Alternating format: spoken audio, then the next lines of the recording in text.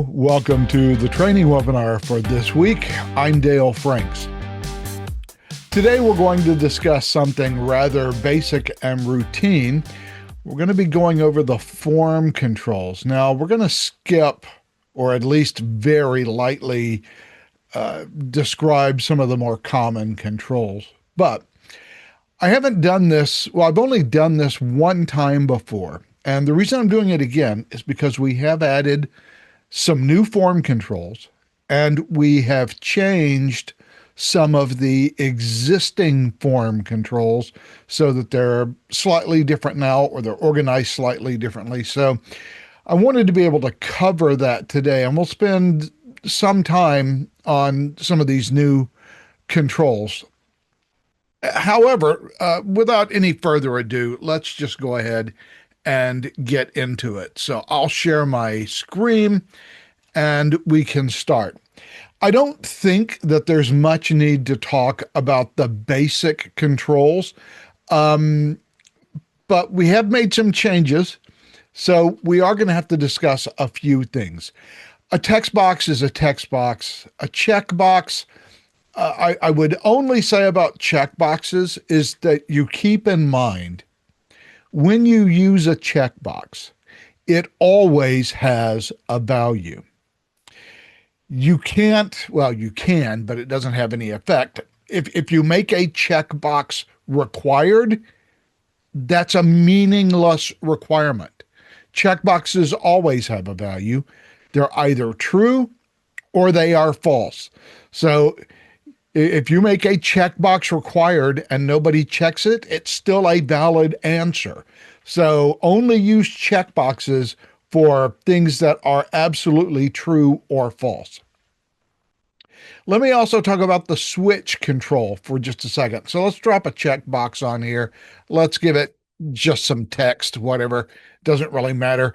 And then let's drop a switch control on here. Just so that you understand, a switch control is a checkbox. Now you can make it look differently by giving it different switch types, like the flip switch or the light one or the flat version. And that's all fine. They are just checkboxes. The on text and off text, the reason why it has two text properties is to show a different text whenever you have it selected and whenever you have it unselected. With a checkbox, you don't do that, right? Checkboxes have one text property, and that's the only text property, and the value is true or false. With switch type controls, they're still basically just checkboxes, but they have a prettier visual view for you, and you can change the on text and the off text. And even the on text and the off text don't really matter unless you're using either the skewed or flip switch types, because they have different visual representations as to whether they are true or false.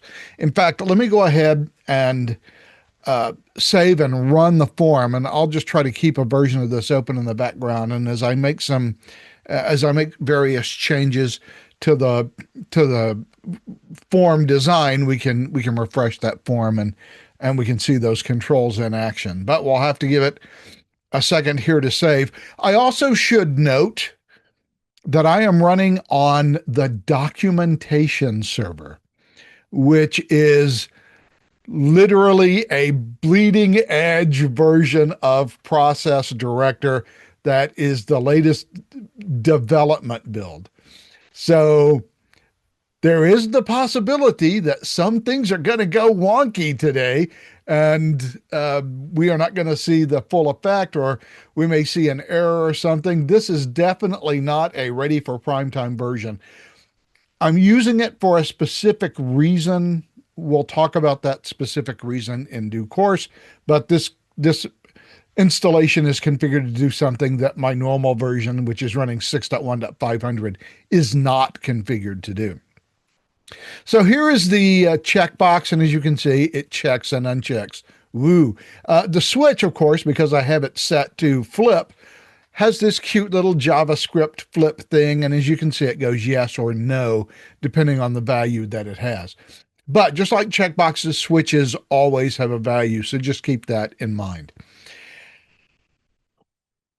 The date time picker also looks a little different. At least I'm hoping it looks different on this machine because we have updated the visual look and feel of the date time picker. Now, I haven't specifically checked it to see whether that has been applied on this machine? Yes, it has. This is the new UI for the date time picker. The old date time picker looks like it was something from the early 2000s. Hasn't been updated for a while. We've updated the date time picker so it operates a little bit differently, but you've got this cool thing for the years and months, and then you can, scroll forward by a month or a year, and it just has a more modern look to it. So if you're using an earlier version of Process Director, you have the old version of this control, and it's it's a little bit uglier. I'm going to go ahead and delete these controls, which maybe I shouldn't because I don't want to mess this thing up. But we'll run it until it becomes unstable. Drop-down controls, we know what those are. Sections, we know what those are. The journal control, we kind of know what those are. Those are very common controls. I do want to point out that we have removed the radio button and replaced it with the radio button list for our common controls. So by default, you'll create a radio button list rather than the radio button controls. This control works just like a drop-down or just like a list box. They're all list controls. They have a different visual representation. Obviously, this will be radio buttons. The radio buttons will automatically be mutually exclusive. You can only check one of the radio button options presented. It's a much simpler, much more straightforward, and considering how the list box and the drop-down works, much more consistent UI for creating radio buttons. So it creates a radio button list. The radio button control has not been removed, so it's still in the product. You can still use it if you have it on old forms. You can obviously keep using those old forms, but the radio button control is an older control and it is a little wonky, and you have to have radio buttons they have to share the same name, but they each have to have a unique ID. They're a pain, and you have to, individually, configure their text. This is the old way of doing things, and this is the way that you had to do it before the radio button list control was introduced. So there's still some legacy people or some legacy forms out there that have the old radio button, but you probably shouldn't use it. You should stick with the radio button list. So we've promoted the radio button list here to the list of common controls. There is also a new control that we have added. It is not in its final form as of yet because the columns, empty field, and theme properties are useless. The only thing that matters is the default color, which in this case I will set to 528 BBC, which is our BP Logic's steel blue color. The color picker just allows you to pick a color, and the value that gets saved is the hexadecimal value. But it does give you other options rather than just the hexadecimal value when it comes to selecting your color, because at runtime, if we refresh our form and go back there, as you can see, I have set the default color to 528 BBC. That is the HTML hexadecimal representation for the steel blue color that we use here at BP Logix as it's the primary color in our logo. You've got 4 different options for selecting colors, and you have 4 different color pickers you can use. The web color picker is basically just the standard web safe color swatches. They're all kind of ugly. You don't actually have to use them. You can always, just put the color that you want here, or just type the hexadecimal color that you want there. You can do it either way. But you now also have the RGB color selector so that you can pick your red, blue, and green colors on the color slider.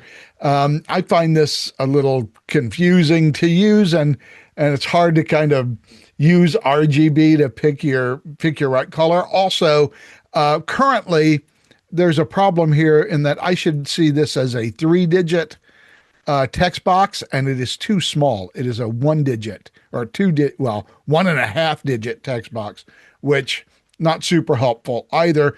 But you have the RGB, you have the hue, saturation, and I forget what the B is.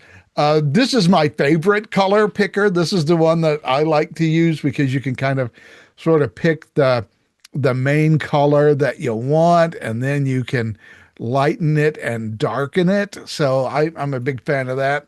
And then you have the hue, saturation, and vibrance color picker, which is similar. It's kind of the opposite in the way it works. You get more detail on the specific color that you pick over here. So this is probably my second favorite.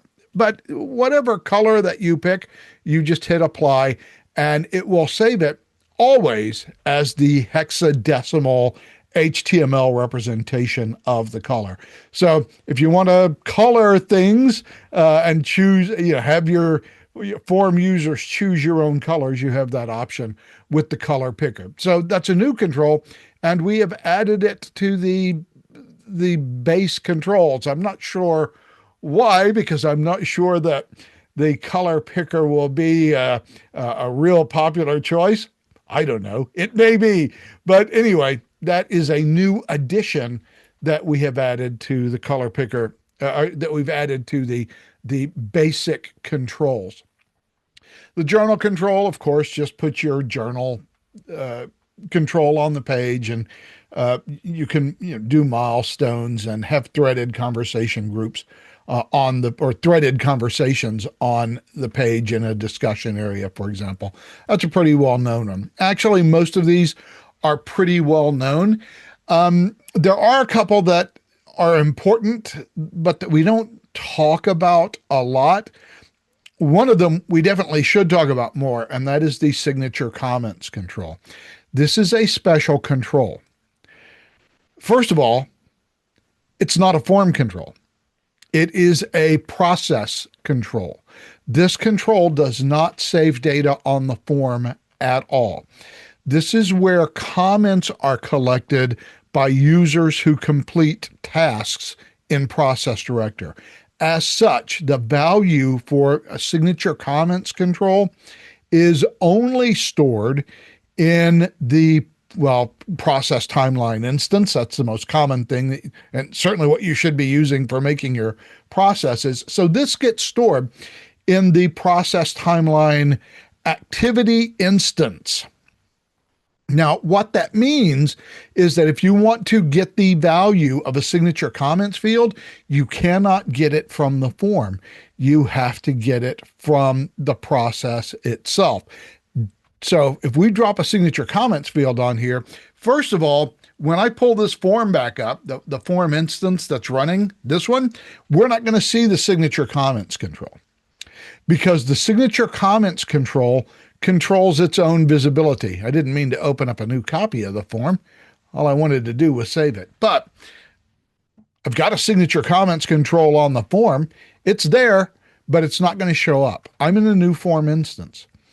Because signature comments controls control their own visibility, they will determine when they are supposed to show up on the form. And when they're supposed to show up on the form is whenever you are a person who is viewing the form in the context of an activity that you have been assigned. If you are not one of the participants in the activity, you're not going to see the signature comments form. If an activity is not running, you're not going to see the signature comments control. I think I just called it the signature comments form, but I meant control. So signature comments control their own visibility. They only show up when they are needed. And they don't get saved with the document itself, the form, which means that we have to access them via system variable. So the most common way of doing this would be activity users complete. And then we have to use a formatter. Format equals comments. That is the system variable that returns the comments that were left by a user who completed the timeline activity.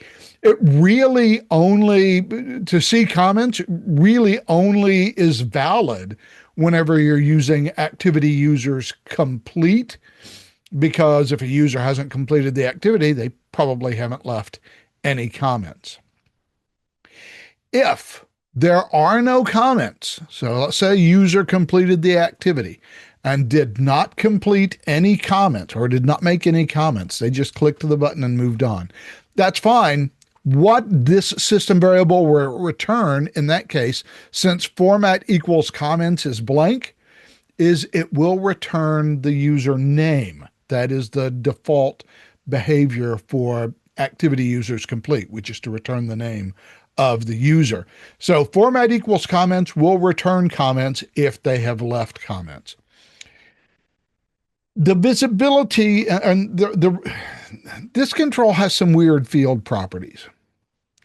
There is a required option. You can actually make the field required in a form.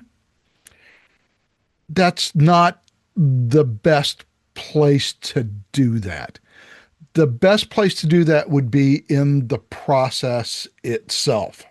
So I don't think I need to save this form. It's already saved, so we'll be happy with it as is. Let's go ahead and create a new process timeline, because this is where you would actually probably, especially for whether this field is required or not, this is where you'd want to set it. So in a timeline, whenever you have assigned a user activity, because the signature comments control will only display for user activities, pointless for them to display in any other context. When you have results, so let's add a couple of results here, and let's give one as yep, and we'll come down here and we'll give this result as nope. On the options tab, this is where you want to set the comments required. Signature comments are kind of weird. If you make them required all the time, it's super irritating. So if you're in the form and you say, okay, well, it doesn't show up here, so it's pointless to look at now, but if you wanted if the signature comments was showing, and on the form definition itself, if you were to go into the field properties and set it as required, it would act like a required field. But you generally don't want to do that. In general, you don't really care about collecting comments from people who are approving a request. Okay, the request has been approved. What you usually want is an explanation for why they didn't approve a request. So in this case, where I've got yep and nope, what I probably want to do is go down here in the options tab for the nope result, is I want to click on signature comments required. Now, what this will do is it will allow an approver to approve without leaving any comments, but if they disapprove, then they have to leave a comment. This is generally the better place to determine whether a comment is required than the form definition itself. So for the most part, we don't really care all that much about what goes on in the form in terms of either A, how this control is going to have its visibility governed. So if we go to field properties, we can inactivate it, set it for visible or hidden, set it for required or not. Generally, we don't care about these two things on a signature comments control on the form.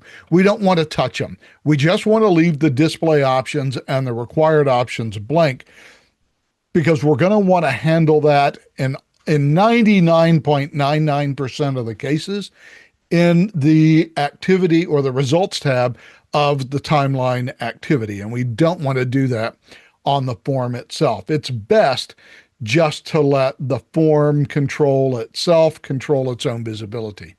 And one of the cool things about the signature comments control in use is that it has its own text property.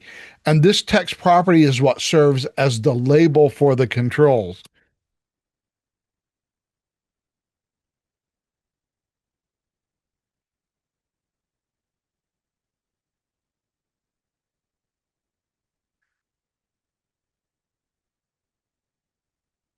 So, assuming we can spell correctly, I now have text for this control, and I am going to have to make some changes to my form. So I guess I'm going to have to get rid of this form here because we have to make it show up. So let's save and close our form.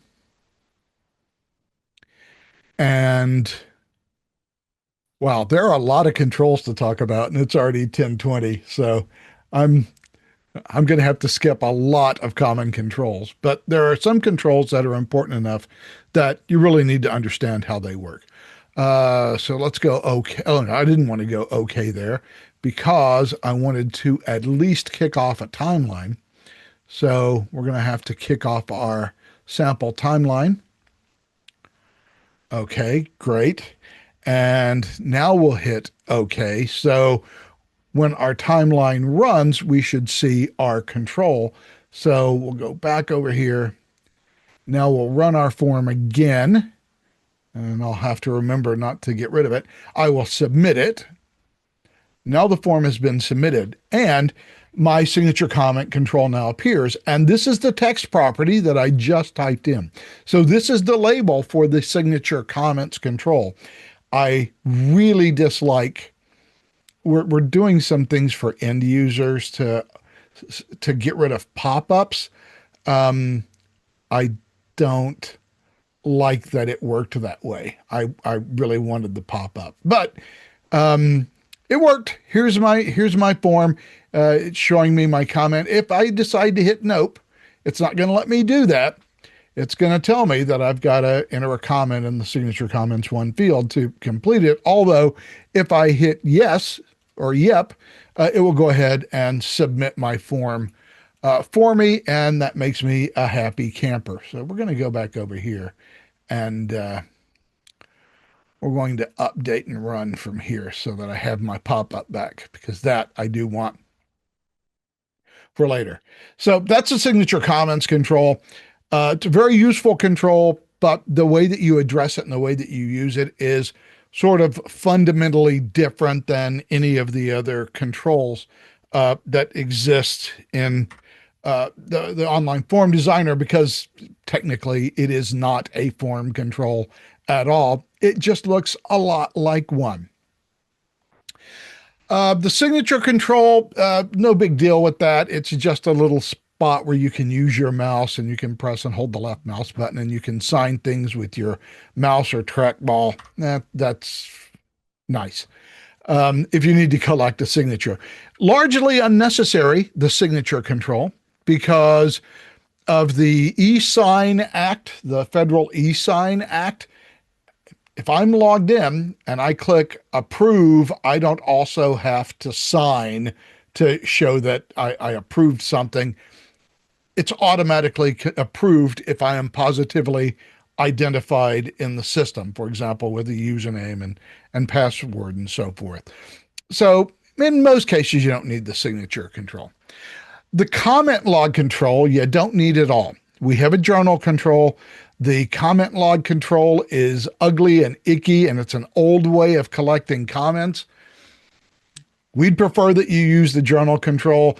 And in general, you would prefer that you use the journal control because the comment log, like the radio button, is one of those old early 2000s controls or 2010s controls that have been superseded by better stuff. For example, the journal control not only allows you to record threaded comments and see who those comments were from, and it's really cool. And you can have, multiple, threads and sub threads. It's great. Can't do that with the comment log. It's just literally a chronological list of comments. So we recommend that you replace that with the journal control. But like the radio button, we can't really just rip it out of the product because people have used it in the past, and there are people who still have legacy forms out there, and that needs to stay in there. The list box, not something that we use often because generally we use either radio buttons or drop-down controls, but the list box, which works just like those two other list controls, does have one special thing that we can do to it. Actually, two special things because we've added something to it. So let me configure a list box real quick. This, that, the other, even more things. So we'll have a couple of different options in our list box. So two things that are important here are these two bottom checkbox. Now, one is been here forever. It's the whole reason for using a list box, which is that it will support multiple selections. You can't pick two things in a dropdown or in a radio button list. They're all mutually exclusive. With a list box, you can, because at runtime, so I guess I better save it so we can see it work. So let's give it a second to have the little loading spinny go away. There we go. We can refresh. Now I have a list box. You know what? I should make that list box a little larger. So let us set the height let's set it to 300. That's probably more than we need in terms of height, 300 pixels, but at least that'll give us plenty of room there. So the nice thing about a list box, and it's really the only control that enables this, is the ability to select multiple items in the list box. So in those cases where multiple options are possible, that's the whole purpose of the list box, to let you select those multiple options. The list box's value will be a comma-separated list of all of the options that you have selected. I'm not sure why it's not, and I'm not sure why, but I'm not sure why support multiple selections is not checked automatically, because I think that is by far the most common use of the list box. That's generally why you need it, so I can select multiple options. And because it's a list control and because it saves only those items that are checked, it's a way better option than some things that I have seen some customers do this, where they throw in a whole bunch of check boxes and they make a list out of check boxes. You can do that, but it's an excessively complex way of going about it when you have the ability just to generate a list box that already has multiple selection, and I can select any or all of these items already built into it. We have just added a new feature to the list box, and that is the support filtering elements. So we're going to save this. And I'm pretty sure it worked because I'm pretty sure I documented it, and it worked the last time I did this. But it's the one thing about live TV, flying without a net. Okay, there we go. That's what I wanted to see. The search box, because I clicked on that little checkbox down there. I wish it wouldn't keep unselecting my thing. Support filtering elements now adds this new search box. Now, this is a new thing. So if I type in thing, I only get one response, or I type in other. Actually, all of these are kind of mutually exclusive, right? Well, I guess if I type in th, well, that gives me everything. So type in THI. There we go. That gives me two options, this and even more things, both of which contain THI. So this is a new feature for the list box that we just added very recently. So it makes the list box even more useful in these contexts where I need to select multiple items out of a list. It's so much easier to configure than trying to do this with a bunch of checkboxes. So, our recommendation is to use the list box when you can. Radio button list, slider, and rating. The slider and the rating controls very rarely used, but there is a slider control where you can take your mouse and slide, and pressing and holding the left mouse button, you can slide the slider to the left or right to produce greater or smaller values. You can set the scale of the sliders to whatever you would like it to be. This is kind of what it looks like. And you can set what your minimum and maximum values are on the slider. And at runtime, it'll just show up as the value that you want. Similarly, we've got the rating control, and the rating control basically allows you to set the number of stars. Generally, 5 stars is the default. Let's go crazy and have 10 stars. We'll save this. Well, I got to configure the slider control, don't I? So we'll set the minimum value of the slider control to 0 and the maximum value to 100. I guess that would be the standard way that you would want a slider control to work. And then as soon as the loading spinny goes away, oh, I didn't want to hit save. I don't care about saving from there. I wanted to hit refresh. There we go. And here is my slider control, and it will slide from 0 to 100. It's hidden now, so we can't really see what the value is. Generally, we would use this with a text box where we could place the value, whatever it is that we slid the slider to. And then you have your star control where you can just select the number of stars that you want, or it's the rating control actually. So, these exist. I don't know how important they are or when you might want to use them, although we do have people who have used them. Well, see, there we go. Thank you for catching up with the fact that I deleted the slider control. At the bottom, the user picker, the group picker. The thing to remember about the user and group picker is that they do store the GUID of the user. They do not store the name. However, anytime we show you a value from a user picker, we will default to the name. That is a behavior change that we made at customer request not all that long ago, probably in the last 2 years or so, where it used to just by default return the GUID. And people got confused because in the way that they wanted to use it, they just wanted to see the user's name most of the time. And so now that is the default value that it returns. It's also the default value that a form field system variable will return for the user picker as well. So if you have a user picker on a control and you want to set it, you have to set the value to the user's UID. And if you want to assign a task via a control, via a user picker control, or you want to assign it via system variable, then the way that you have to do that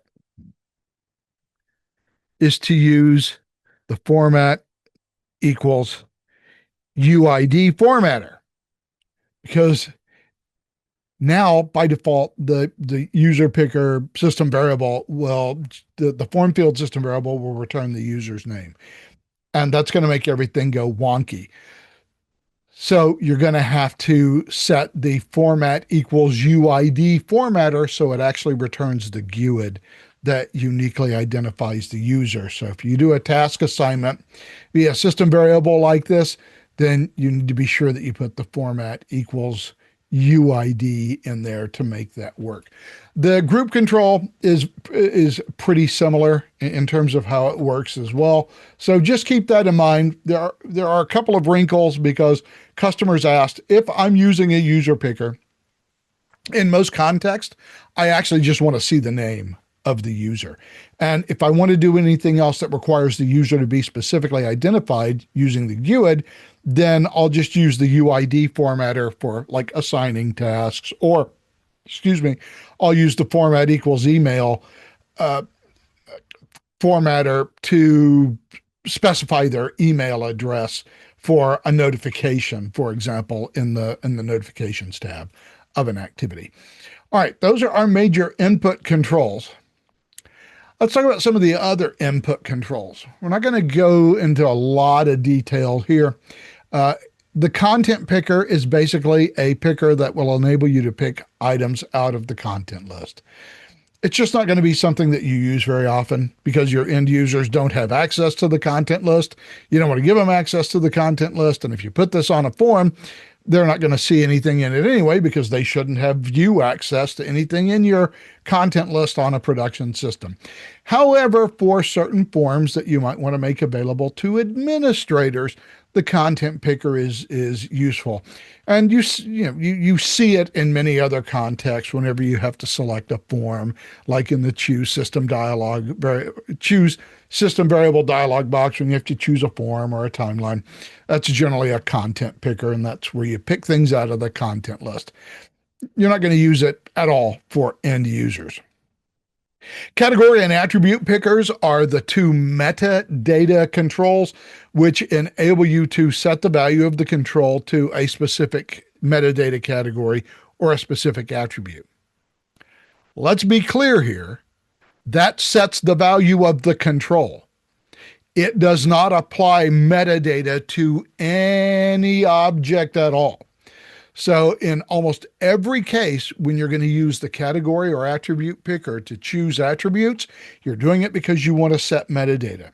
And to set that metadata, you're going to have to run the set metadata custom task, which will then use the values of a category picker or an attribute picker to set the metadata on an object. For example, I upload a document to a form and I want to assign that document to a category and specify some of its attributes, like the date it was published or the date it is effective, or I want to add some keywords, whatever it may be for metadata. I would have these controls. I would upload the form. I would set the value in these controls, and then I would run the set metadata custom task so that it would apply the metadata that I selected from these controls to the document that I just uploaded. By themselves, they don't do anything except supply the value of a category or an attribute's ID for the control. That's all they do. They do not set metadata, so keep that in mind. The data source picker is basically a specialized content picker that allows you to select data sources and only data sources from the content list. The control picker allows you to select controls off of a form. I just don't know when you might use this. I don't know when you would select a control. I'm sure that there was some use case for having a control picker, but honestly, I don't know what it was. And so I don't know when you would ever use a control picker. Clearly, someone had a reason to, and so that's why the control exists. But outside of an administrative context, I just don't know what purpose that control picker would serve. The Topaz signature control, if you have a Topaz signature device, and Topaz is kind of the standard company that makes electronic signature devices. So you know, it used to be, you remember those gray pads that you would see at like checkouts, and you would like sign the gray pad, and then a screen would above the pad would kind of reflect your signature. That's a Topaz signature device. That's an actual device. I think because of soft signature controls that are available now, like the signature control over an input controls, the use of Topaz signature devices is not as important as it was 10 or 12 years ago. Well, actually 15 years ago now. It's 2026. So they're not as in wide use, although we still do have a customer that uses Topaz signature controls.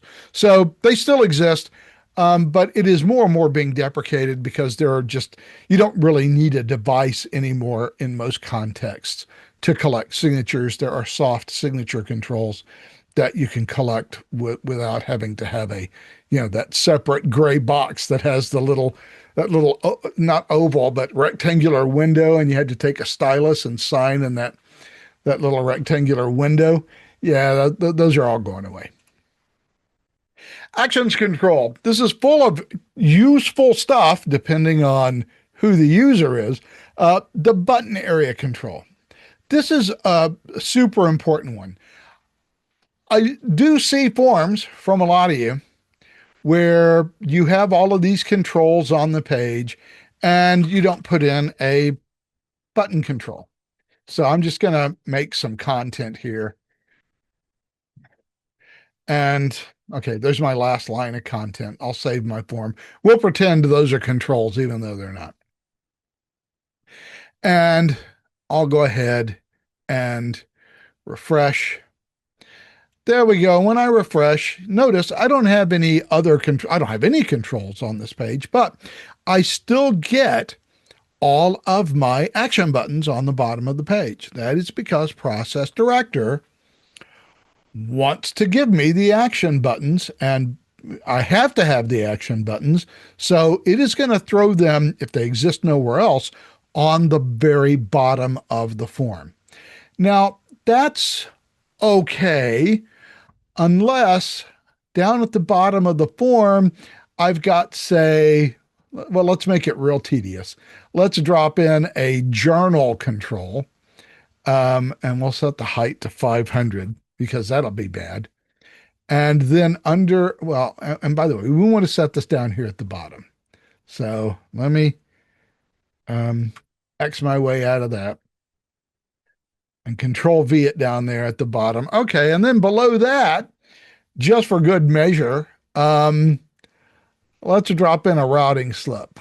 Well, I guess we'll go ahead and talk about routing slips here too, now that I'm putting one on the form. Okay, great. So now we can save and run the form. I didn't want to run the form. All I wanted to do was save it. Oh, well. So we'll refresh our page. Okay, so I've been assigned a task. And so I look at this and I see all of the stuff that I need right there to finish my task. Okay, great. It's time for me to complete my task. All I have to do, and let me go ahead and hit submit here. So I put it in the context of a task. So now all I have to do is scroll, scroll, scroll, scroll, scroll. Let's pretend this is a really long routing slip. Scroll, scroll, scroll until I get down to the very, very bottom.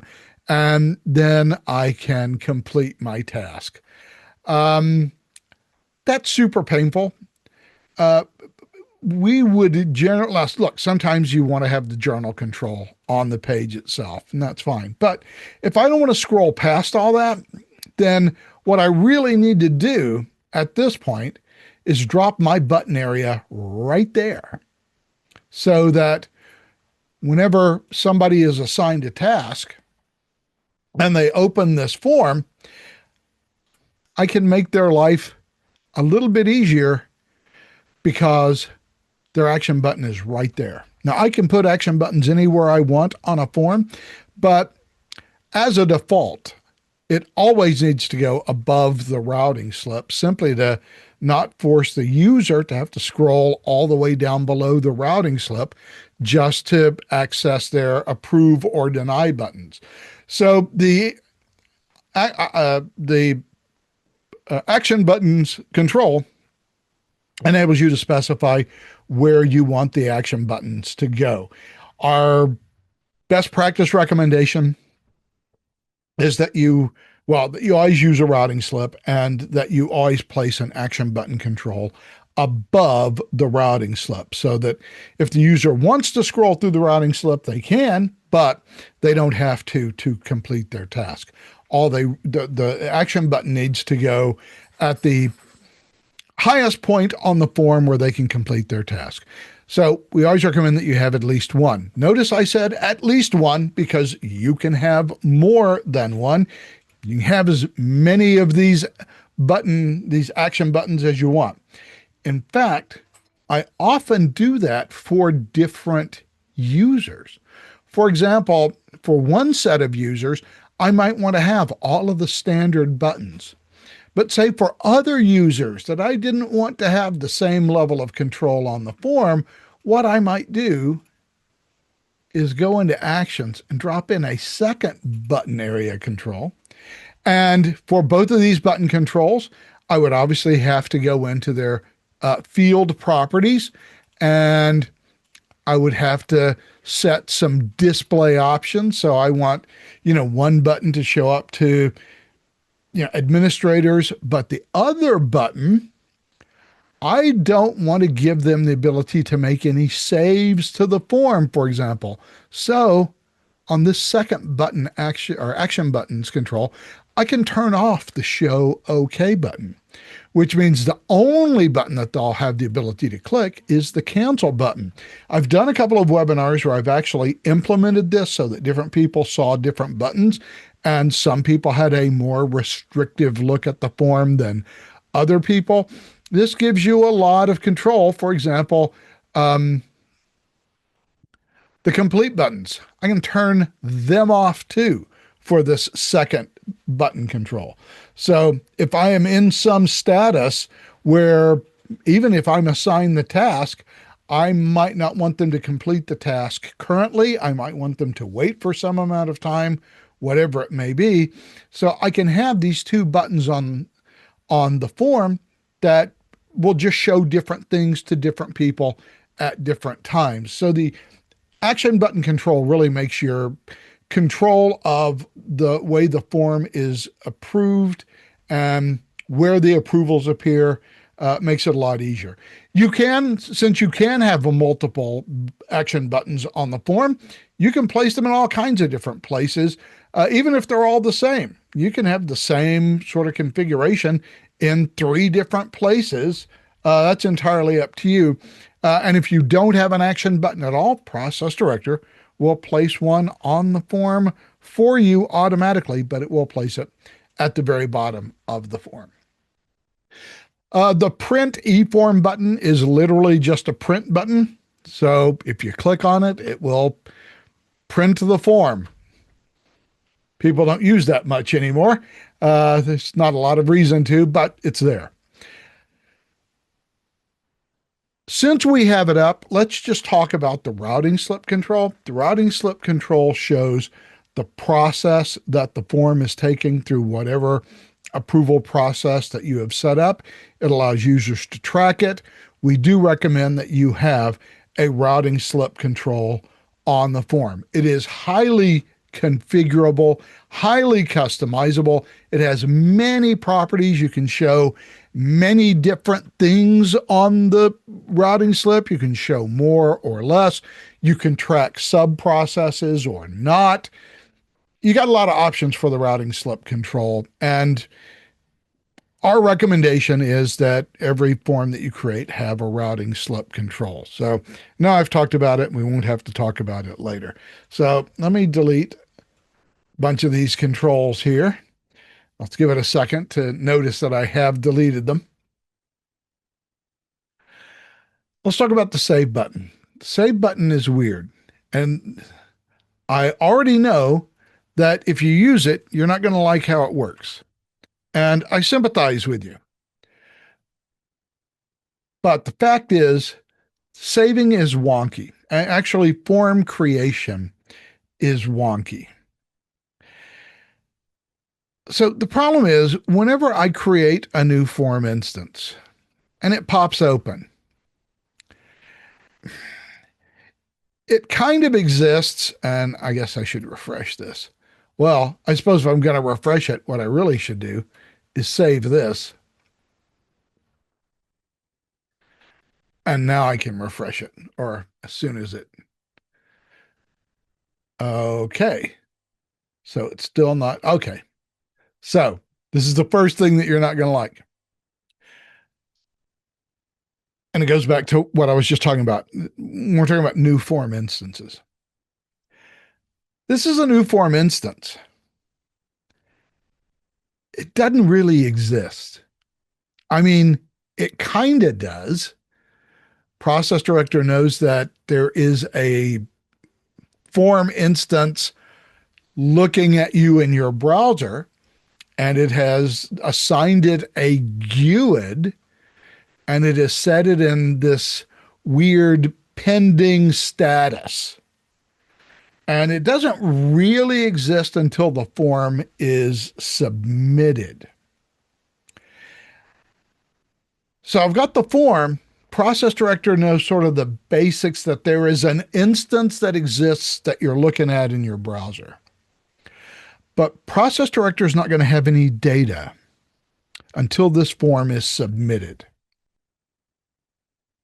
Because it's the form submission process that takes the data from the form fields that you have filled out, and then it goes back to Process Director and says, okay, I now have a valid form instance. It's no longer in this weird pending state. It actually exists. Oh, and by the way, here's all the data for that form.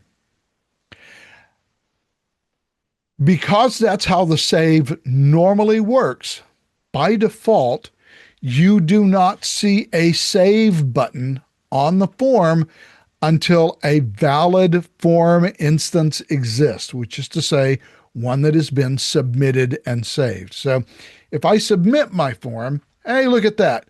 I have a save button now. That's cool. And now I can save my form. And I can save it as many times as I want, and the form will not go away. That's super cool. So I can do something and then, oh, my phone rings. I got to talk to somebody. Well, I don't want to lose any of the work. Let me save what I've got so far. Now, if my computer crashes or what have you, at least I have saved the work I've done so far. Well, that's cool and all, I suppose. But the problem that I run into and that we see all the time is people say, look, I want this save button to show up on a new form instance. And by default, it just doesn't. So I can force it. I can say that this field is visible. Well, let's see what happens just at this point. So I've gone into field properties and I've said, okay, by golly, it's not showing up on a new form instance. I'm just going to make it visible. So I'm going to set field is visible. Okay. So let's run your form then. So we'll save. And our form, oh, okay. I said I wanted it to be visible. Where is it? Well, we're still not going to show it to you. We're not going to show it to you, even if you say it's visible, until you click Close Form after saving. And this is where all of the nasty letters to the editor come in from our customers. Because I want my save button to show up, and I want it to appear on a new form instance because my form is long and complex and hard to fill out, and users just get so exhausted, a third or halfway in, that they need to save their form and then continue working. And it's really inconvenient if, let's refresh my form, if my save button appears, hey, it's there now. And then I click it, and now the form closes. Now they got to reopen that form. That's off. That's worse than being stabbed. Okay, but again, it takes us back to a fundamental architectural problem, which is that this form doesn't exist. It does not exist, not really, as anything other than a pending object until it gets submitted. Until it gets submitted, it's not real and there's no data. And that's just the .NET Forms lifecycle. So we regularly get someone who says, I hate the way the save button works. I get it, and I understand why you hate the way the save button works, but the way that the architecture of .NET Forms works is we're going to have to submit that form. And so in this case, where I am in a new form instance, I've had to mark my save button as close form after saving because this is now a submit button. Now, it's a special submit button. When I hit the submit button, the other thing that I do is I take the form out of pending status. It now becomes an active form instance and is available for all the operations that active form instances run through. Timer checks, conditions, all of the other things that might be kicked off by a normal form, business values, goal evaluations, whatever it might be, it's now available for all of those. Pending objects can't be addressed by any of those operations. They aren't addressed by timer operations. They aren't addressed by conditions. They aren't addressed by goals. They exist in their own weird little pending limbo until you complete it. In fact, I had a customer yesterday who sent me a tech support ticket and said, I don't understand what the deal is because this customer this person has had a task assigned since 2001 in 2016 and one in 2017. Here is a screenshot showing you that this task is still assigned to them. How do I get it out of their task list? To which I go, that's kind of weird. Let me see what does it look like? Well, great. They sent me an image. And we're going to go to user profile. And we're going to go right there. And you see that little bit of text right here at the bottom? It's kind of hard to read. What it says is, you have not completed this form. This form exists in pending status. It's because I saved it without submitting it. Well, that's not true. The save button becomes a submit, but it's not a full submit. The form is still in pending status. And this is going to remain in my task list for, based on the tech support ticket I got yesterday, for a minimum of 10 years until I open this form and actually submit it. Obviously, at this late date, a 10-year-old form instance and a 9-year-old form instance are probably not forms that you want to submit. So you're probably going to want to delete those form instances. In my case, I'm perfectly happy to submit that form, so I can submit it. Now it is a real form. And so let me just hit yep here to clear that out. I really hate this. I hate this to a very large degree, running it directly in the same window. We're having discussions about how we want this to work as a single page application. In any event, if I go back to my user profile and I look at my task list, now that form has been submitted. Now, no, that's a different form. That's the form that I think that's the form I'm looking. Well, it's not the one I'm looking at now. Well, whatever it is, I submitted the form. We'll close it. But as you can see, the one task that I had for the saved form, it's gone.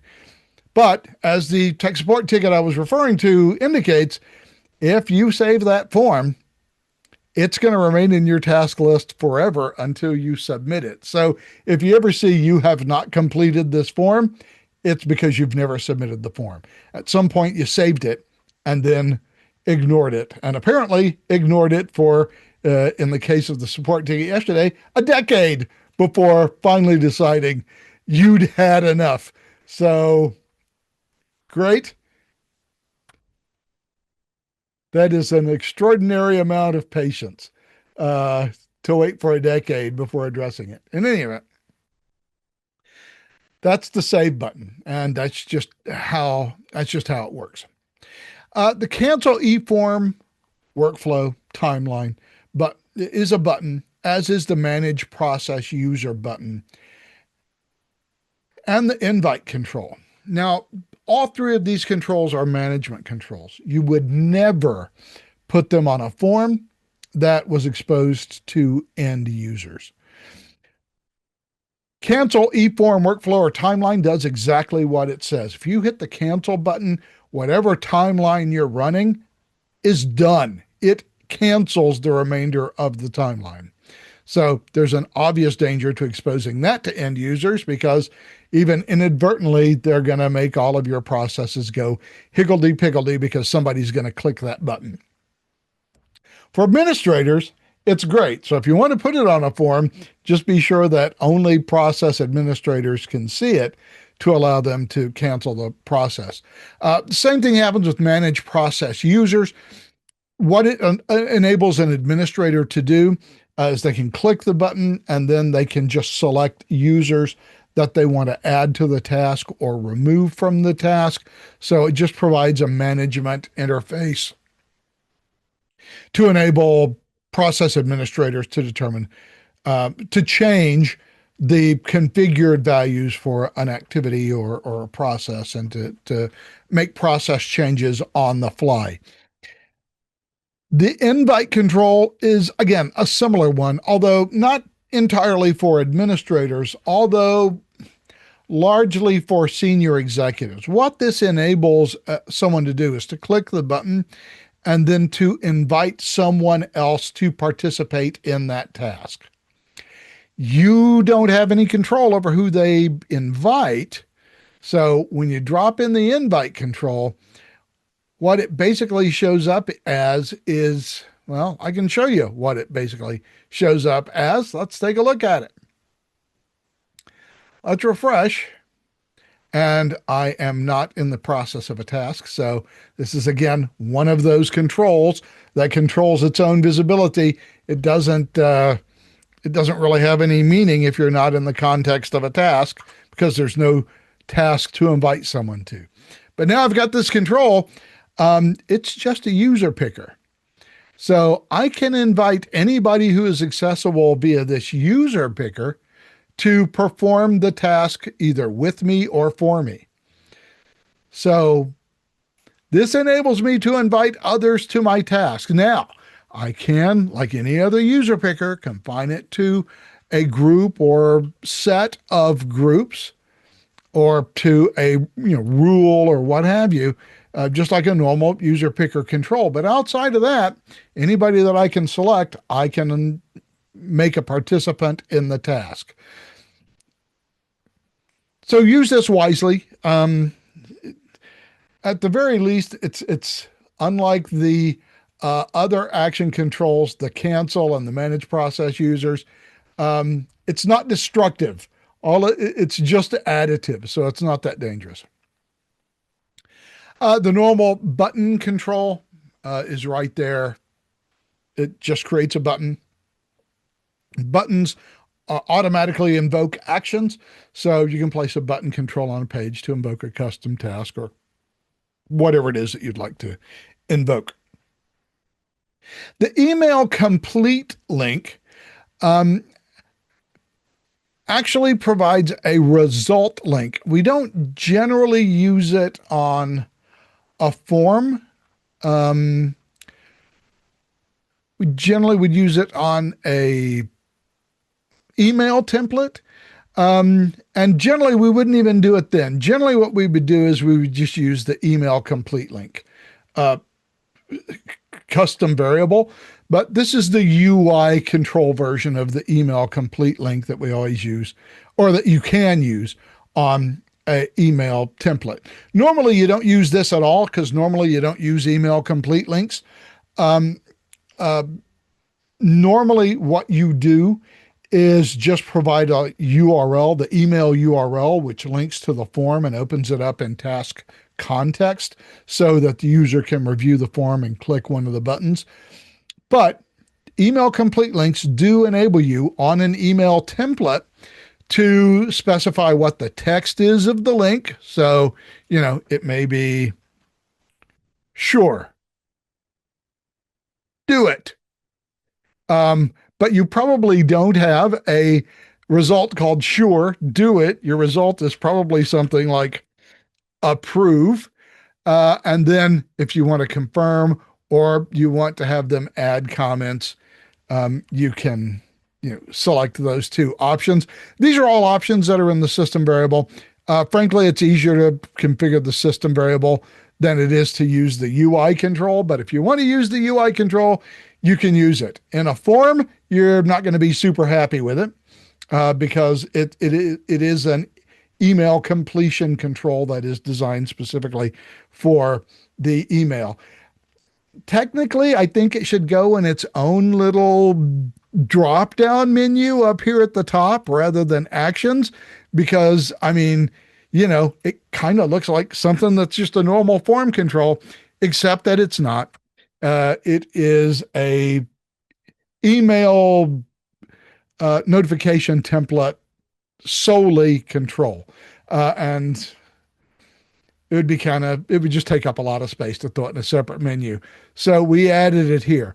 I think I would have added it in other controls, except for the fact that when you click it, it does something. It actually sets an action. It takes you to the task completion page directly in Process Director. So I guess it has to go here. Just remember, it's not a form control. You'll only use it on an email template.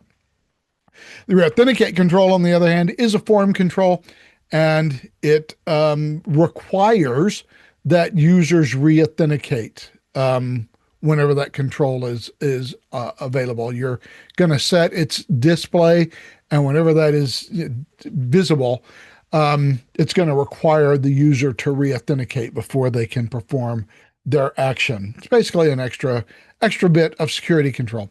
Finally, there is the CAPTCHA control. The CAPTCHA control just throws a CAPTCHA on the page.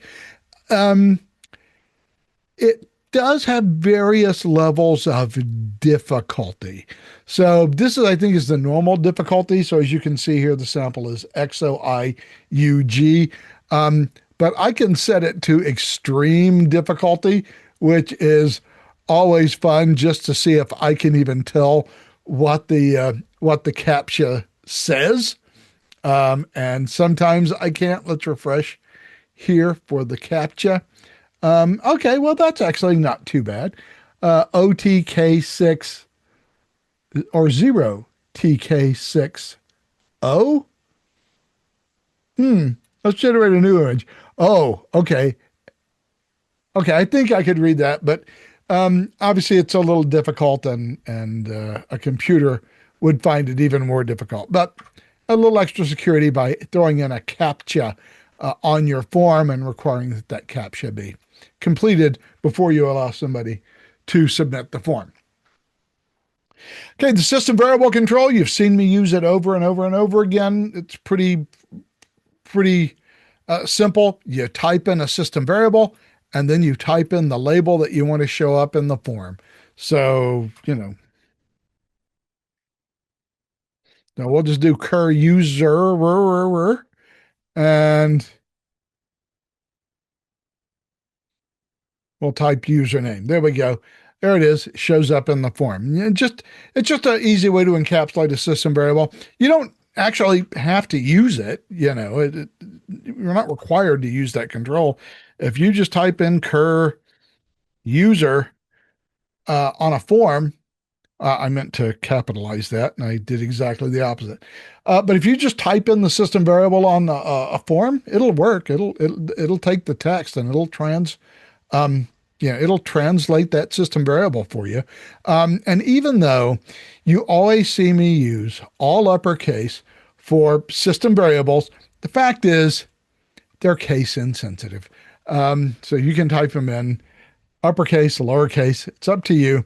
It will still return, in this case, me as the current user on the system. So you don't really need it. I use it because I kind of like to encapsulate my system variables into their own control.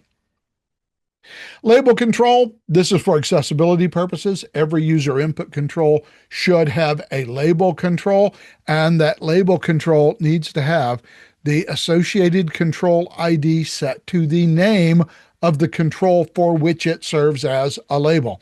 Not having a label control on any data entry control is an accessibility violation. So be sure that you use labels with your controls.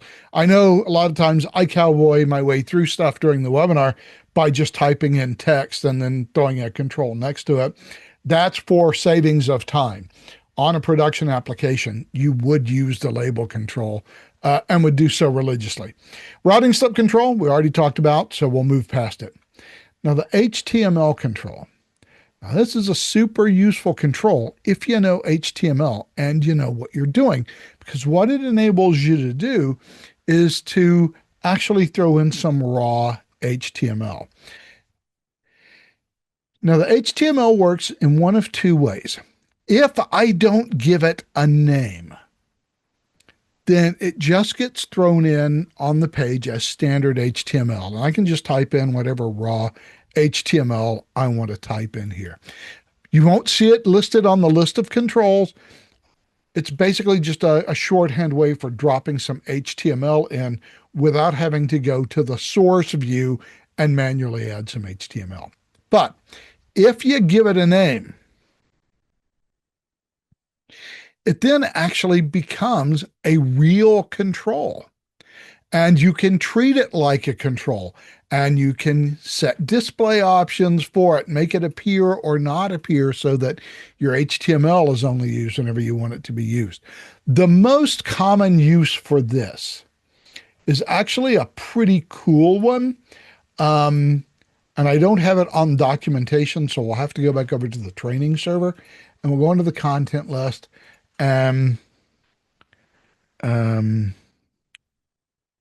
Array. Okay. Email array. Yes. The email array. So I got a form that's got an array on it. I mean, it's not much of an array, but it is an array. So let me pin the content list so we can see it.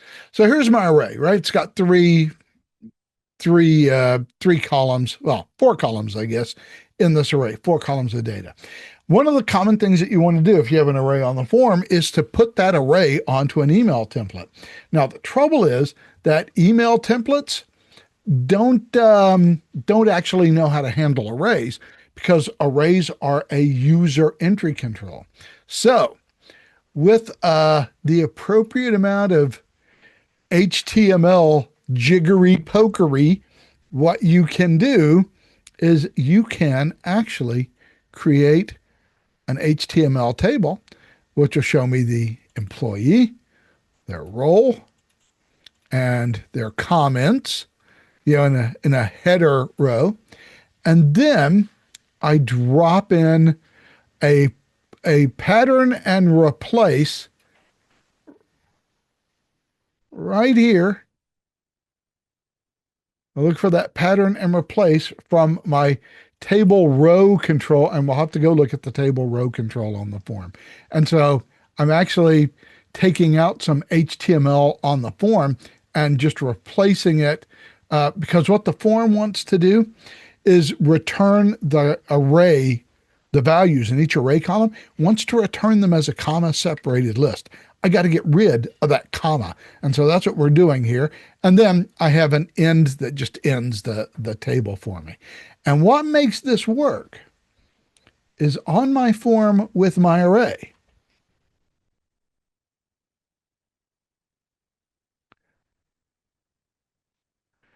Come on.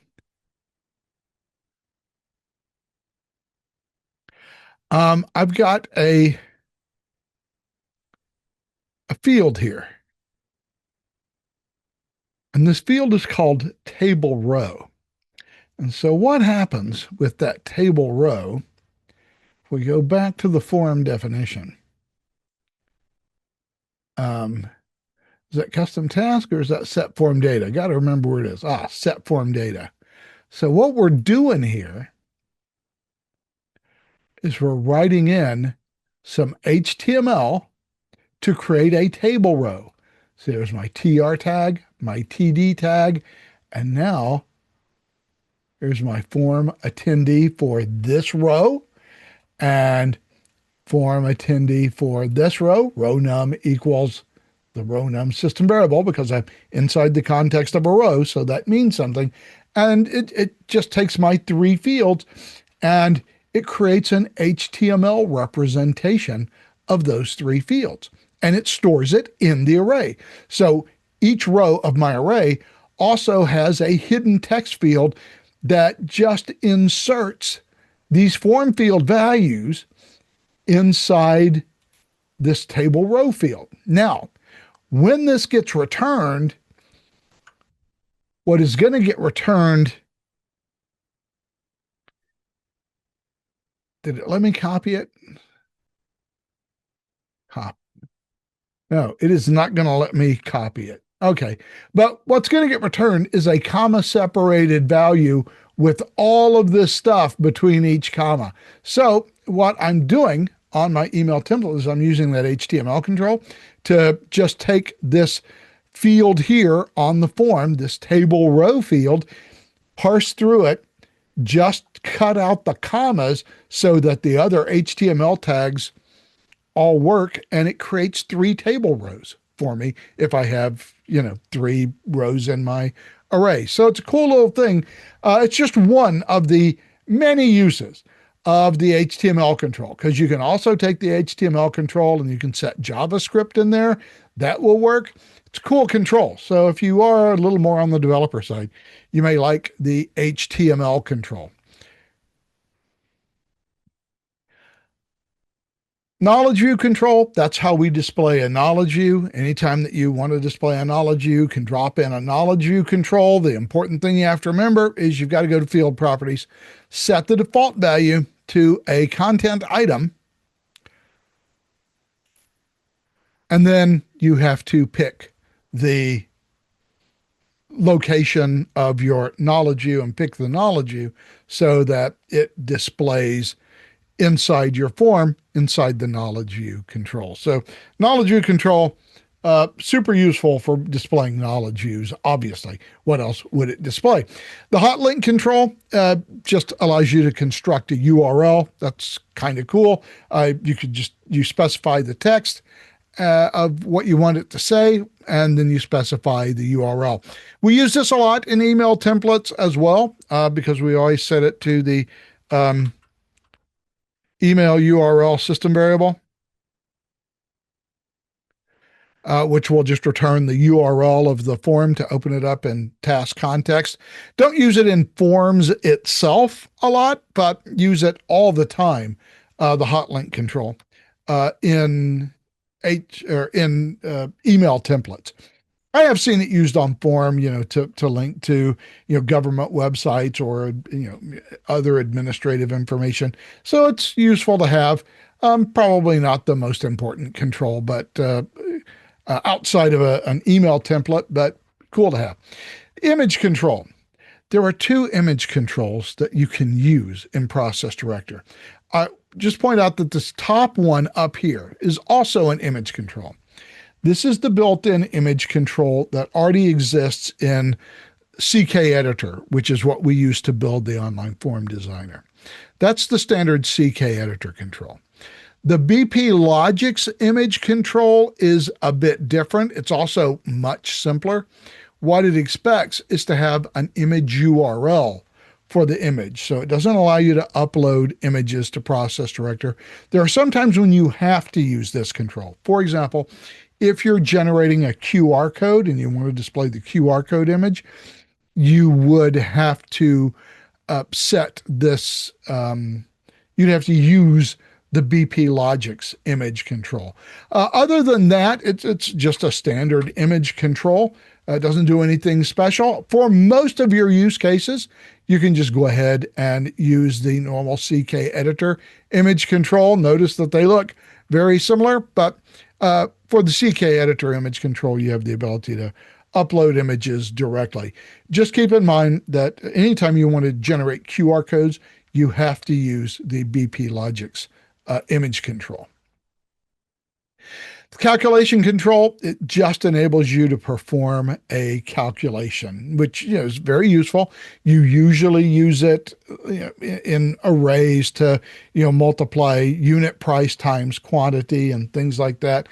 Uses a standard syntax. Also, it exists outside of Process Director as a system variable, and you can use it in a couple of ways. In fact, there's kind of a cool way that you can use it. Somebody was asking me about it last week, and I just thought I would share with you. Let me go back to training. Maybe I should just keep training open since I'm referring to it. The trouble is, all of my cool stuff is on training, not on documentation. Documentation, though, has all of the new stuff.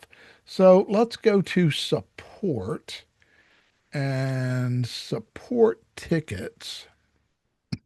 And let's go down to, I think it's either this one or this one. I know it's very recent. No, not that one. Hmm. Hmm. Maybe it is this one. Let's take a look at it. No, it is not that one. Well, I may have forgotten where it was. Map features. Hmm. I'm sure I could find it given the appropriate amount of time. I will look in a couple of places, but I think I'm beyond it. All right. I don't know what I did with it or where I ran my test, but I will tell you what I did. Had a form with an array on it, and what they wanted to do was they wanted to automatically add a row in the array each time that the form complete event passed. So basically, somebody would go onto the form, they would fill out some information outside of the array, and then when they submitted the form and the form completion event fired, then it would just take the value that they sent and they would add a new row to the array and add that new information back into the array. And so you'd reopen the form and all of those non-array fields would be blank and you could fill them out again and submit the form.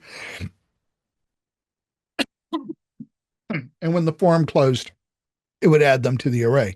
Well, there's a neat little trick you can do in set form data where, and in this case, they were using the form completed event, right? So I would add an action and let us assume that I had an array. I don't.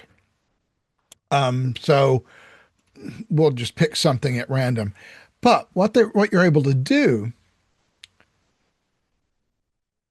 is if this was an array field, what I would do, so I would go here, and that calculation field actually has a system variable called calc.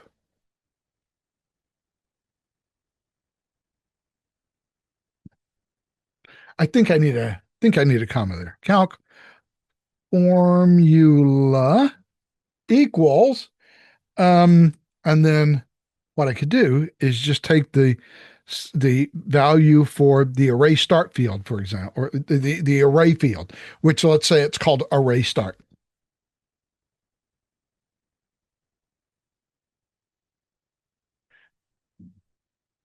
Plus 1. And actually, I would need to put these in quotes. I think formula array start plus 1. Now, the value of an array is the number of rows in the array. If I want to add a row to the array, I increase the value of the array start control. So if there are 5 fields, then array start equals 5 plus 1. Now array start equals 6. So the calc field can actually be used as a system variable to perform calculations outside the visual design of the form. The only difference is that in the form itself, if I have a calc field, it has a name outside of the form design. So outside of the design console, I can still call a calc and I can run that calculation, just specify the formula, which in this case would just add 1 to the value of an array, which would add a new array row to the array. So cool function to be able to have. So the calculation field, very, very valuable. So let's go back here. What time? It's 11:25. Boy, we are running quickly out of time. Date difference control, same thing. We talk about date diff a lot. There is actually a control that will perform a date difference, but there's also a date diff system variable that you can use. So the control is, strictly speaking, not necessary. Lock form. What the lock form control does is whenever, if you have a form that a lot of users might be opening and editing at the same time, that's always a bad thing, because if you have multiple people editing a form and multiple people saving a form, the last person who saves wins. So what the lock form control does is if somebody already has the form open, then it prevents anybody else from editing it. It shows them a method or a message that just says somebody else has got the form open. You're going to have to, hang out till they're done, and then you can reopen the form, refresh it, get the whatever data changes they made, and you can begin editing it yourself. The scheduler control. Don't use this much anymore. It was largely used in circumstances where I wanted to run an evaluation on a scheduled basis, or I wanted to run an action on a scheduled basis. We generally don't have to build those kind of applications in Process Director anymore. We've got them built directly into the goal object, which is the primary sort of do a thing on a scheduled basis. So this is there for legacy, but it does allow you to basically create a schedule of things to happen. Most of the time, it's not useful. Most of the time, things that you normally did to invoke the scheduler, you just don't do anymore. You would just do that via either a goal, or in cases where you wanted to add new information, you would do that via a stream action. So you generally don't need to do scheduling now. The audit control, basically for administrators, what it will do is enable you to audit either the whole form or specific controls for form field changes, and to be able to show you if you wanted changes before or after a date. Largely used primarily in highly regulated industries. It is there solely for compliance purposes. And if you don't need it for compliance purposes, you'll probably never use it. The show report control, much like the KView control, enables you to show a report object inside a form. It can be useful if you're building a UI and you've got a report object that has a chart in it and you want to show that chart. So you would use the show report to show that chart. Also, if you have a chart, you use show report to show that chart, because chart objects in Process Director are also considered reports. So to show either charts or a report in a form, you'd use the show report control. The email data control, that of course is the standard form control for email notification templates, where you supply the customized to and from addresses, or from and CC addresses if you want them, and also the subject of the email. Only one email data control can be visible on an email template at any given time, but you can have as many email templates as you want on a single email template form definition so that you can send multiple messages from the same email template.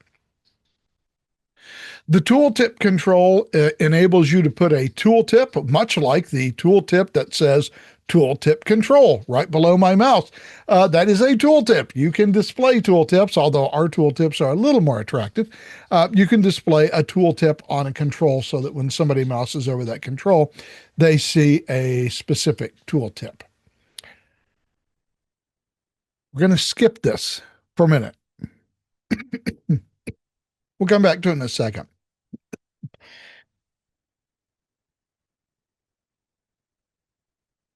Looks like I may need a little sip of drink here to get my throat calmed down. The icon control allows you to place an icon on the form.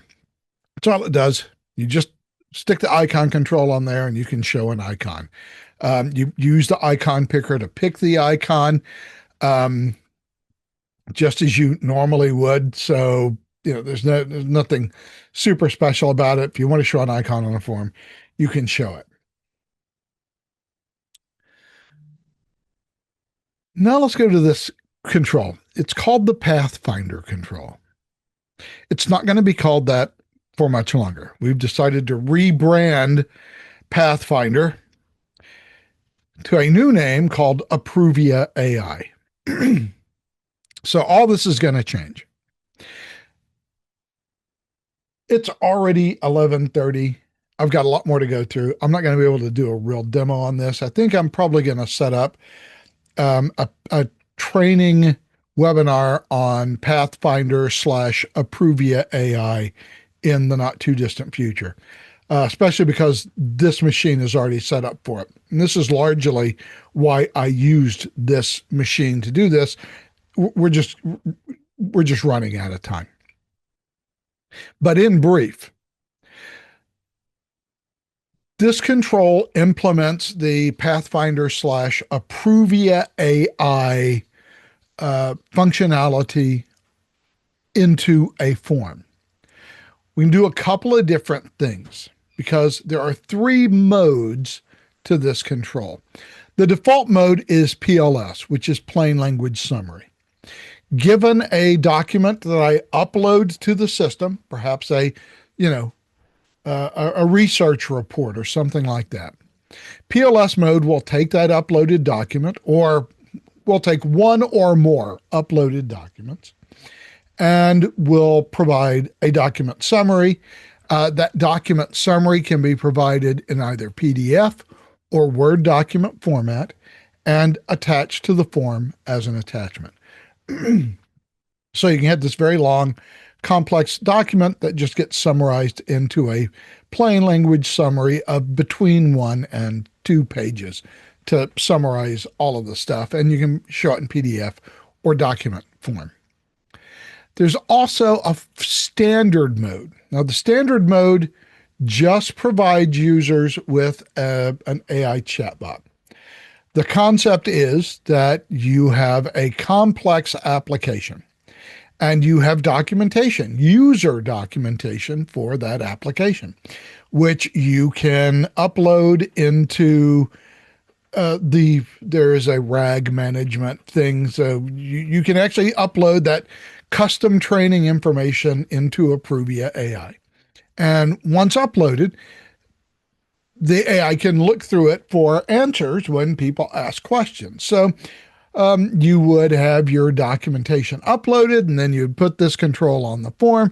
You'd set it to standard mode, and when people clicked on the control, the control is just a button. It would open up the chatbot. They could then ask their question, and the chatbot could provide a response. So they could ask a question about how I do this on the form, and the chatbot would just tell them how they do it, and then they could go on with their lives. The third mode here is the most interesting. It's the intake mode. Now, we're going to change this to the normal spelling of intake. put the capital AI in there and thought it was cute, but it's not cute in a font where it looks like Intalk instead of intake because the I, the capital I in this font looks like a small L. So, okay, font fail. In any event, this is something special. Now, you can only do this for one document. But let's say that you have a long research report, like a scientific report, or a long budget proposal, whatever it is. Somebody uploads it to the system, so that the user who produces it uploads it to the system. In intake mode, this new tab appears. And what this new tab enables me to do is it enables me to provide a name for the thing. So we'll say like total budget. And I would probably do this all in lowercase, total underscore budget. And let's say I have a field on my form called total budget.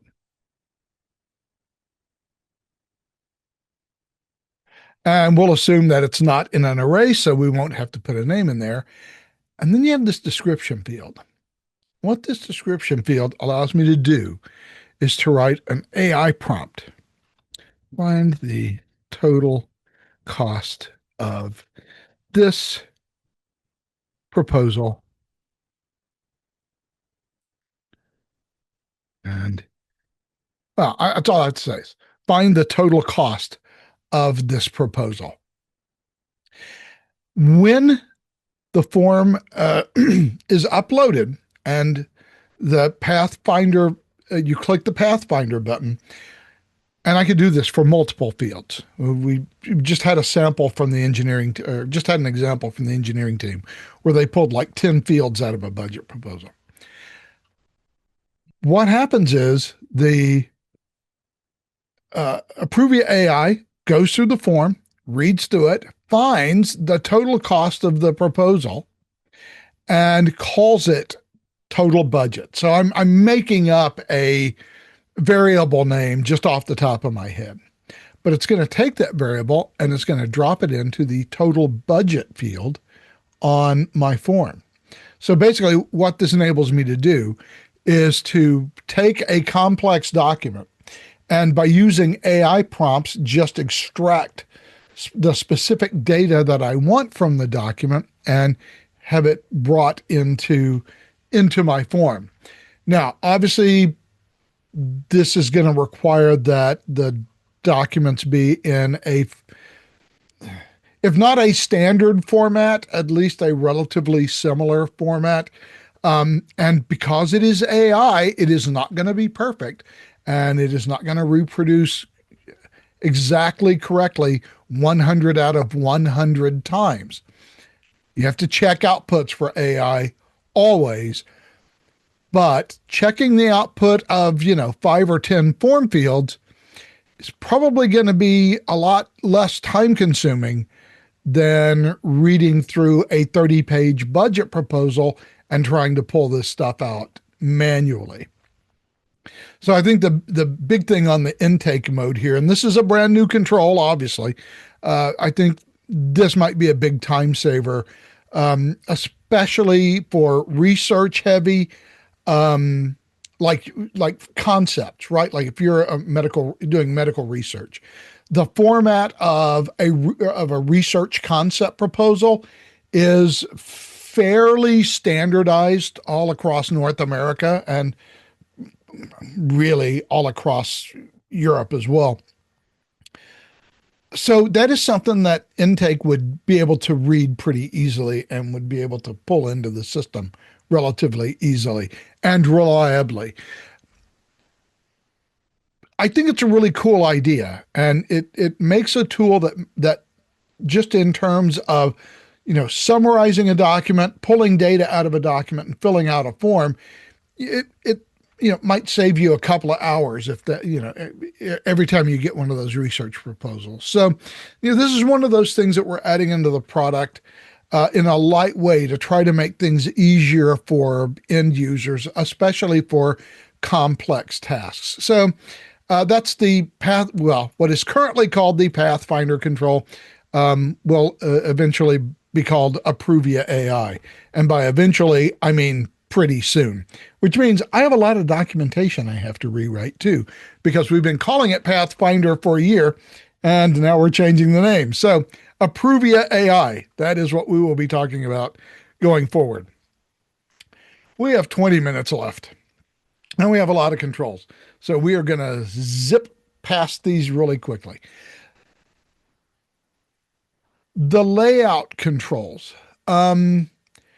We all know what section controls are. That's one of the primary controls. I think we're pretty good on embedded sections and embedded section ends. The tab strip and tab content controls create tabs on a form. So the tab strip creates a bunch of tabs. So let's just go ahead. You know what? We don't really have time to do it. But if I want a list of tabs on the control and I want to display them either horizontally or vertically, I would place a tab strip control. Normally, the way that you do it is you place a tab strip, and then if I had two tabs, right, I would then need to drop in a tab content control. I would put in whatever content I had in that control, and then I would need a tab content end control. I guess we're doing this after all. And then next I would need a new tab content control. And then I would have its contents and I would have a tab content end control. And then finally, last but not least, I would have to drop in my tab strip end. So I have one tab strip. Inside that tab strip are two tab content controls, one called tab content 2 and one called tab content 4, which I will copy. And on my tab strip control, I need to specify that I have a tab content 2 control and I have a tab content 4 control, and I can call this tab 1 and I can call this tab 2, and I can save my form, and sooner or later I can refresh the form instance, and there we go. That is tab 1 and that is tab 2. We use tab controls a lot on the stuff that we build here at Process Director, or at BP Logix, although our tendency is to use vertical tabs and not horizontal tabs for a tabbed interface. So our forms generally tend to look like this.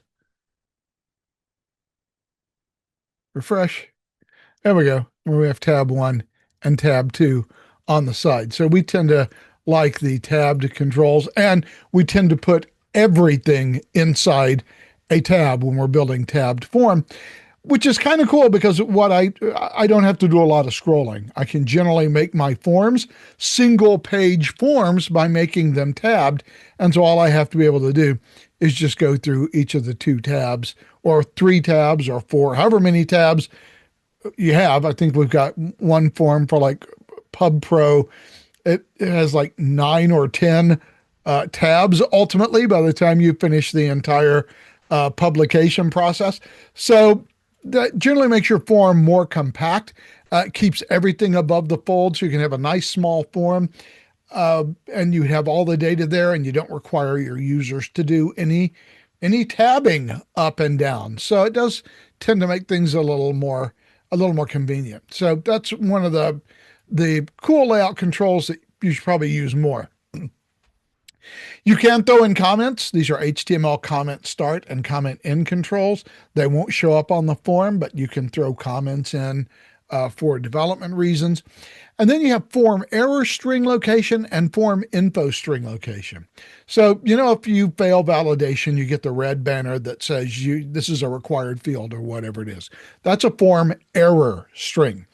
And whenever you save a form, at the very top, you can see a banner often that says, the form has been updated. That is a form info string. This doesn't actually change what a form info string or form error string are, but it does allow you to set the location where you want them to appear. So normally by default, they appear at the very top and at the very bottom of the form. If you want them to appear in another place, you can use these controls to just drop them into your form. And wherever you drop them, that is where my form info string banner is now going to appear. And just like the action buttons, you can have them in multiple locations on your form. Responsive layout, we're going to skip past, except to say that this is an implementation of Bootstrap. It's not one that I particularly like. We are having a lot of internal discussions, in fact, over the last couple of weeks about really updating this and making it a lot more usable. It's not available to you by default. It requires, in its current form, it requires that you know Bootstrap and that you know HTML and CSS. If you don't, you're going to have a super hard time with this. We're going to try to make it easier to use and make it a little more straightforward. I'm showing it here because I have Bootstrap enabled. That's a custom variable that has to be set in your vars file. If you don't have that variable set, you will not see the responsive layout menus. Thus, you will not see any of these container controls. As I said, we're going to be taking a look at this, especially because we have a major customer in the federal space that wants to use Bootstrap for everything. So we're going to be doing some work on Bootstrap for making it easier and a little more, easier to use overall. It's not easy to use right now. And if you don't know Bootstrap, you're going to be lost. So we're going to be doing some work on this. Most of you don't have that. You don't see it. So there's no reason to talk much about it. The array controls are fairly standard. You obviously need an array start and an array end control. And then you can have, as many controls as you want between them. Generally, the array control needs to be in a table. And so the array start control needs to be the very first control placed in the first column of the table. And the array end control needs to be the very last control in the very last or rightmost column of the table. Normally, arrays take up one row, one table row.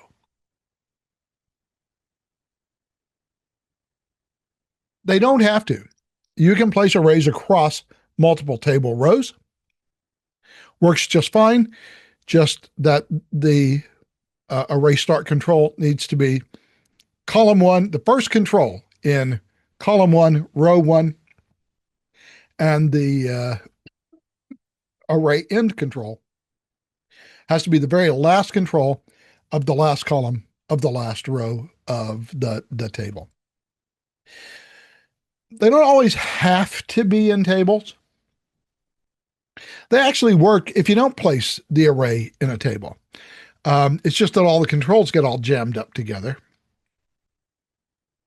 Or you have to deal with a lot of really lengthy vertical spacing because of the CSS. So it's generally done inside a table, and it expects to be inside a table. Although there are limited use cases where you don't necessarily need to drop it into a table to make it work.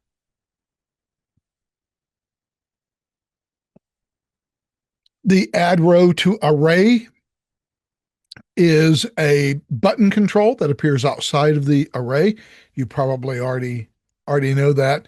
But inside the array, you have the ability to remove rows or to move rows up or to remove rows or to move rows down. Now, there's also a remove row button, which is different than the remove row inside array.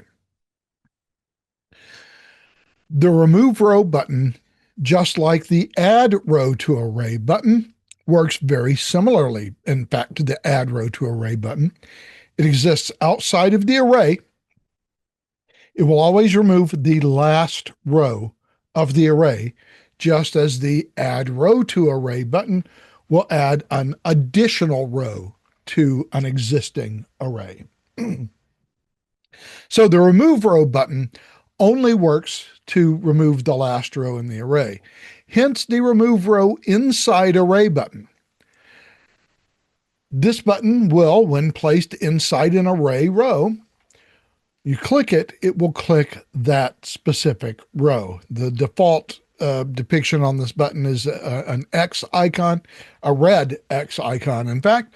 And so that's your delete button. And the move row up and move row down controls similarly go inside the row as well. They have an up arrow and a down arrow to move to show up as their icons by default. And they work inside the array row. If you place them outside of the array or outside of the array row, they will not work. The sum button will, if given a column name that contains numeric data, will provide a sum for that column. You can have multiple sums for multiple columns if you would like. The sort array is just a sort control that enables you to, it exists outside of the array itself, and it allows you to set a primary, secondary, or tertiary column, or all three, so that you could sort the array by up to 3 columns. And again, as I said, it goes outside of the array. The array row number is basically a system variable where it just displays whatever the current row, it displays the row number for each row in the array. It is placed inside the array row. So it's a normal array control.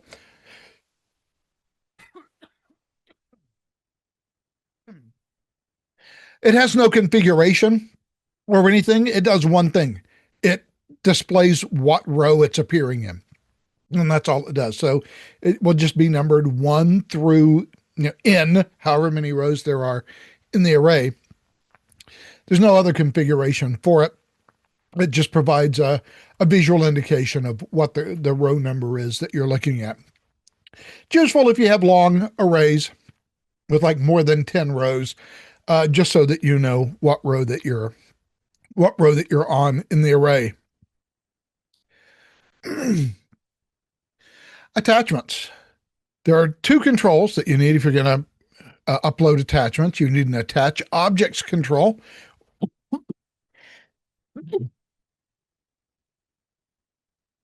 The attach objects control is a button that is an upload button that will enable you to upload a document. And and I should probably go down a row here at least. And then in conjunction with that, you generally need a show attached objects that will enable you to show the objects that you have uploaded with the upload button. They usually go hand in hand. You can have multiple attachment controls on a page, and you can show different objects, different document attachments, simply by giving them the appropriate group names. The group names have to be the same for the upload attach or the attach button and the show attachments control. They all need to have the same group so that they show the same, so that the data that I upload with this button is the same data that shows up in this attachment control. That's why the group names are important. If you don't use a group name, everything all the attachments are just lumped together. So if I upload 10 attachments with no group name, then they'll all just show up inside the a attachment control that also has no group name. So you can show as many or as few attachments as you want. Now, there is also the attached objects with KView and show objects with KView. This is a little bit different. What it requires is a knowledge view, and to be able to click on an object in the knowledge view, and then it will attach that object. Usually these are process director objects. It will attach that object to the document or the form instance that happens to be running. So, well, I say it attaches it to the form. By default, it attaches objects to the process. But you can specify the knowledge view ID and the group name here. Oddly enough, I find it easier to use with the system variable rather than the attach kview control. If you look in the samples and you look at the case management sample where I have the auto insurance application, if you look at the adjuster's report or the repair estimate report, at the very top, there's a section that actually has an attach kview control in it, where I just use the system variable to do the kview attachment. Also requires that the kview itself also be set that whenever you click an item, it does not open the item, that it actually attaches the item. So it requires a lot more configuration. Again, look at the case management application in samples and look at the adjuster's report and the repair estimate report, and you can see how I've incorporated those that attach objects with kview. There's also show attached objects with kview, which actually just shows all of the objects that have been attached via kview. I don't use that in the case management application. No real reason to, really, because you're only going to attach one object in that case, which happens to be the case instance. That's the one thing that you need to attach. And once it's attached, you're automatically in case context. So I don't use that control. Well, it's 11:56. I can't believe I did it, but we're here at data list. The data list control is a new control. I say new, it's been in for maybe a year in the product now. What it enables you to do is largely replace arrays to pull in external data.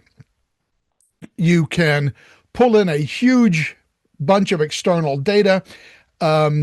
It very efficiently handles large record sets. Generally, what you do, you attach it to a business value, and the business value provides the data for the array, and it only actually uses up the memory to show you a portion of that data at any given time.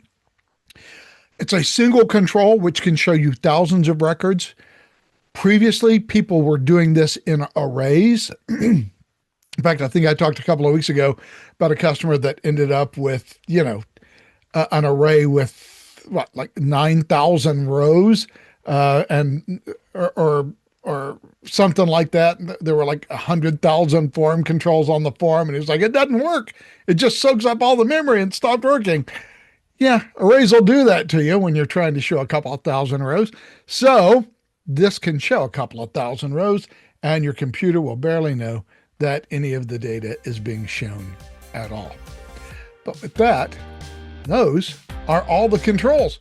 We did it in only 2 hours. Ran through all of the controls, including explanations of the new ones. So I'm super proud of myself.